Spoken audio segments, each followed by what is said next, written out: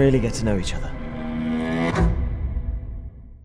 Hello everyone, this is Enrico again, and we are on our new video with John Ferrer, director of One Star Review. Welcome, John.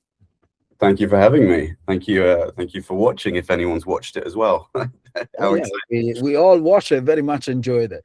Tell us a little bit about yourself and about the film. I've studied film pretty much throughout college and then university, and always dabbled in various different roles on film sets, going from AC to Spark to doing some stunt coordinating and all these things. And then when graduating university, I found a point where I started to direct more than doing the crew roles, and went on to do a couple of shorts.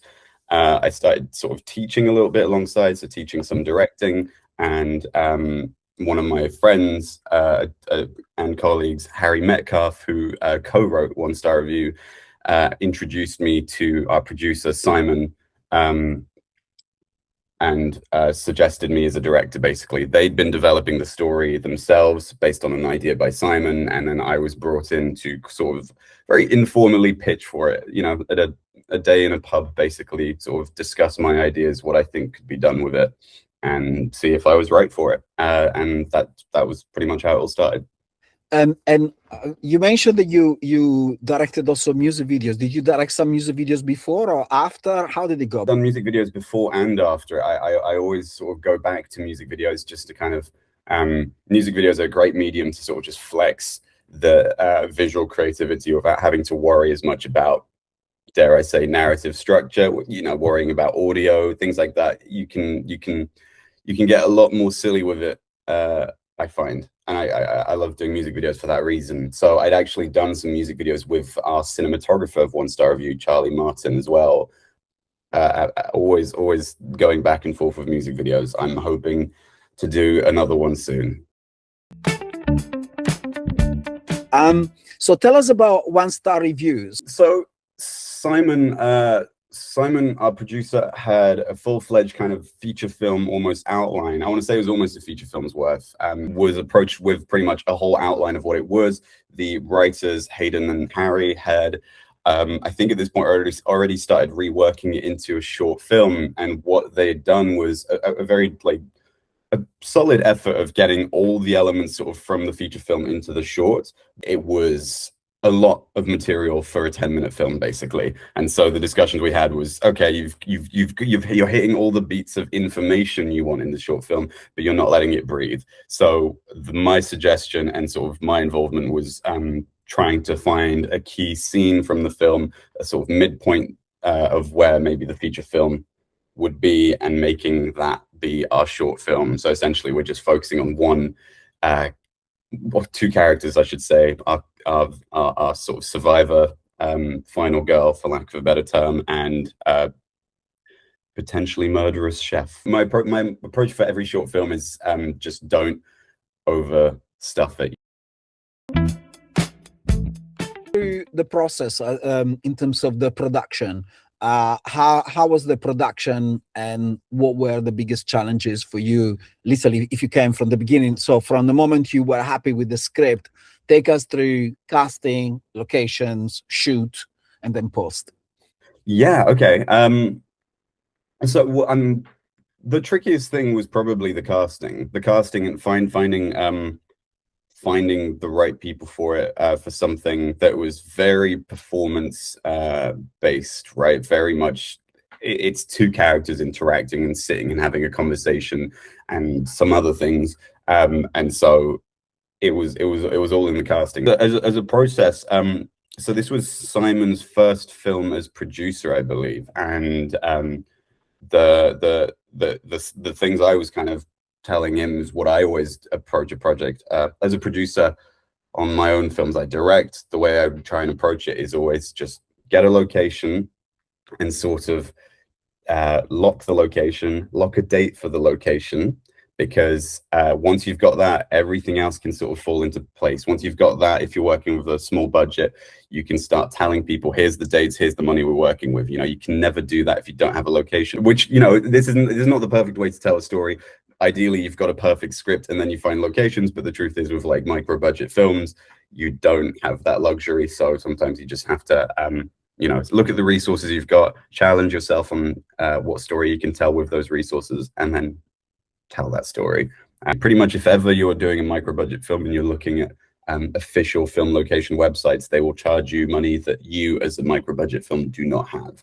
100%. So you always have to look elsewhere. Knowing people and asking for favors is the way. And that's why I insist on everybody joining communities, because where do you think you're going to get the favors from? You see what I mean? Unless you have your own network. But obviously, if you do it on your own and you rely on libraries, the libraries are not designed for micro budget shorts, for sure. We got very lucky in this instance, and because of that, we got to make the film. I want to say we shot for about 4 days. So we sort of had 1 day to do everything exterior and opening titles and stuff, and then pretty much everything in the restaurant and kitchen were done over 3 days, and that's including set dressing, pack down, etc. It was one of those shoots where I think we thought it was going to be a little bit easier than some of the previous stuff we've done, and actually it's just never easy. And I don't mean that to complain. There's no value in complaining. We're doing the best job in the world, and I love it. But yeah, no, it was tricky. Take me through post-production and then eventually festival run and so on. So I was the editor on it because I very much enjoy editing my own projects, specifically short films. For a feature film, I would not edit it myself. I think that requires a bit more of an objective perspective. But on a short film where you're working within the 10-minute kind of time frame, fine. It was sort of mostly discussions between myself and Simon, and just seeing if we were hitting the beats that we both wanted, and then some test screenings and some feedback from fellow filmmakers. I usually go to filmmaker friends and colleagues that I trust and get their feedback before sort of putting it out to the public. Got to work with some wonderful sound designers and composers, and I think Charlie Martin, our cinematographer, ended up doing the color grade for the film. So it was very much like budget filmmaking in-house. Oh, yeah.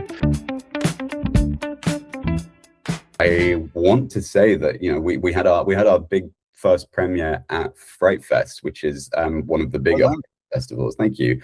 What we did learn through the festivals was once we went to Fright Fest, we had our premiere.